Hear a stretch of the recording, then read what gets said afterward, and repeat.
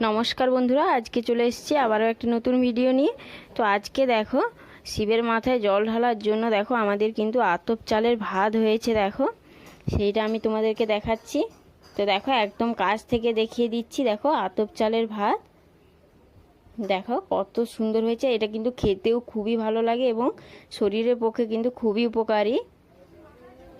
তো দেখো আতপ চালের ভাত এখানে কিন্তু পুরোটাই কিন্তু একদম নিরামিষ। দেখো কলা পাতাতে কিন্তু খেতে হবে, একদম কিন্তু আমিষ জিনিস ছোঁয়া যাবে না। তো দেখো আমি আবার কলা পাতা দিয়ে দেখো ঢাকনা লাগিয়ে দিলাম। এবারে দেখো আতপ চালের যে ফ্যানটা বেরিয়েছে সেটা দেখাচ্ছি। দেখো এটা কিন্তু একদম গাঢ় ফ্যান। দেখো এটা কিন্তু খেতে খুবই ভালো লাগে, লবণ দিয়ে খেলে কিন্তু ব্যাপক লাগে, তার জন্য রেখেছি। দেখো এটা ঢাকনা লাগিয়ে দিলাম। এবারে দেখো পটল আলুর ঝোল রান্না করেছি। দেখো একদম কিন্তু নিরামিষ, আদা বাটা, জিরে বাটা, লঙ্কা বাটা দিয়ে রান্না করেছি। খেতেও কিন্তু খুবই ভালো লাগে। যে নিরামিষ বলে খেতে ভালো লাগে না এমন কিন্তু নয়, দেখো খেতে খুবই ভালো লাগে। আর এর কালারটা দেখো কতটা সুন্দর হয়েছে। এখানে কিন্তু আর কোনো কিছুই দিইনি।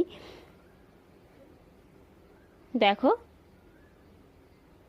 কত সুন্দর হয়েছে। দেখো চড়ক উপলক্ষে তোমরা কে কে জল ঢালতে যাবে আমাকে অবশ্যই কমেন্ট করে জানাবে, এবং আমাদের যে ভিডিওগুলো দিচ্ছি সেগুলো কেমন লাগছে অবশ্যই আমাকে কমেন্ট করে জানাতে ভুলবে না। তো চলো পরের ভিডিও নিয়ে আসবো।